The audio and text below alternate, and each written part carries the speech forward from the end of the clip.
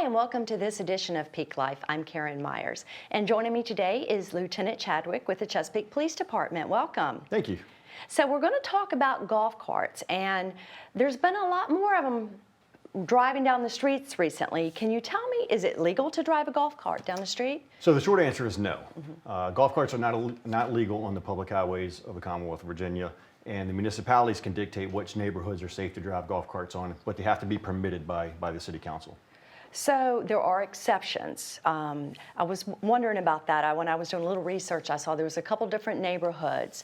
So say if someone lives in a neighborhood where it is not currently permitted, how does their neighborhood become able to allow golf carts? So we'd have to file out a petition, and it would go before City Council, and City Council would look at the rules and regulations that would dictate what a safe neighborhood for operating a golf cart would be. If City Council approves that neighborhood, then there's special signage and there's special rules and regulations that go into place to have that a permitted neighborhood for golf carts. Currently in the City of Chesapeake, there's only two, which is Woodard's Mill and Culpeper Landing. So those are the only two we have right now. So when we say on city streets, how does someone know the difference between a city street or, say, a private road? So the easy way to find that out is all city streets are marked with a blue street sign. Private roads and private neighborhoods are marked with a yellow background sign. So that's the easy way to figure out which is public and which is private. So I see, even in my neighborhood, I see people riding golf carts. Some of them look very young. Is there an age limit for someone who can operate a golf cart? Yes, there is. Per the state code and city ordinance, they have to have an operator's license to operate a golf cart on the public highways, and that's the permitted neighborhoods. So someone under the age of 16 that does not possess a valid driver's license through the DMV, they cannot operate that vehicle. And they must have that on their person? Correct. Has to be on their persons at all times. So if you are even an older adult and you don't happen to have a driver's license, you cannot operate that vehicle? Correct. Most laws and ordinances that apply to motor vehicles are going to apply to a golf cart in a neighborhood that's permitted to have golf carts. Okay. So is it legal to drive a golf cart at night? So the code says right now from sunrise to sunset. If they are driving one at night, it falls into a different classification, which is a small vehicle operation, and there's all kinds of other safety regulations that come into play. So that is typically not for a golf cart community. They're required to have brake lights. They're required to have 4 brakes, one on each wheel of that vehicle, and it gets into more of a motor vehicle law. So right now it's sunrise to sunset for operating motor vehicles in permitted zones. And a lot of that ties back to safety. Correct. So we were talking a little bit before we started the show about safety, and you know, a lot of people think, okay, golf carts, they're fun to drive, and they are. I've done that as well, but we're seeing so many that are not on the golf course now. So how does safety play a factor? So one of the police department's goals is to promote highway safety, and that doesn't stop just because you're driving a motor vehicle. It's also in any motor vehicle that someone gets behind. One of the ways that we can do that is to remind citizens that they need to drive slow. They need to be aware of their surroundings at all times. You're driving a smaller vehicle in those neighborhoods that are permitted to operate golf carts, and you're looking at other vehicles that are passing you. They can't see you. There's maybe a blind spot, especially approaching corners and things of that nature.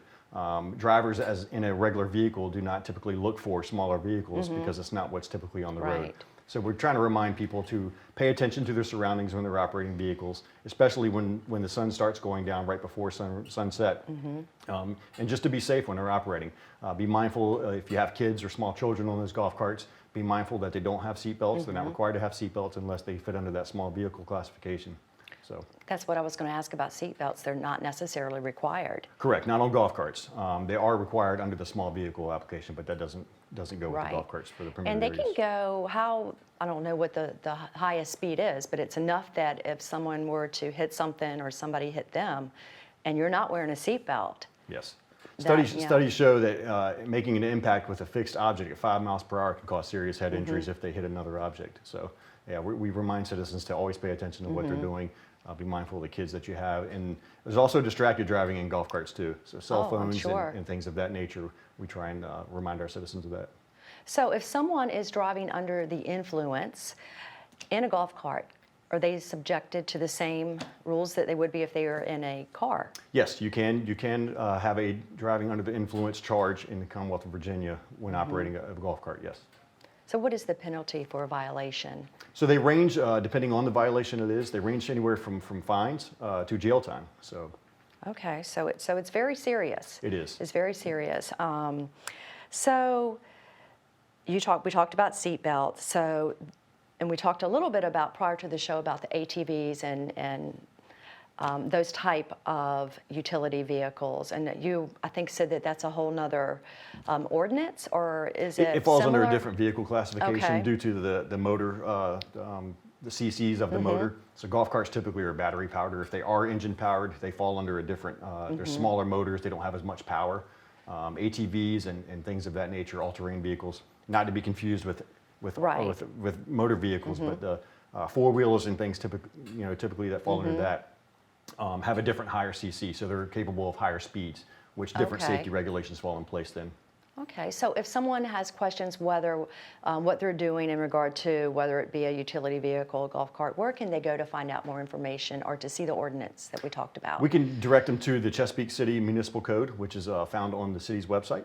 Also, simply Googling or using whichever search engine you prefer, checking out golf carts and laws and ordinances in Commonwealth of Virginia. All right, great. Well, thank you, Lieutenant Chadwick, for the information. I appreciate it. Thank you for having us.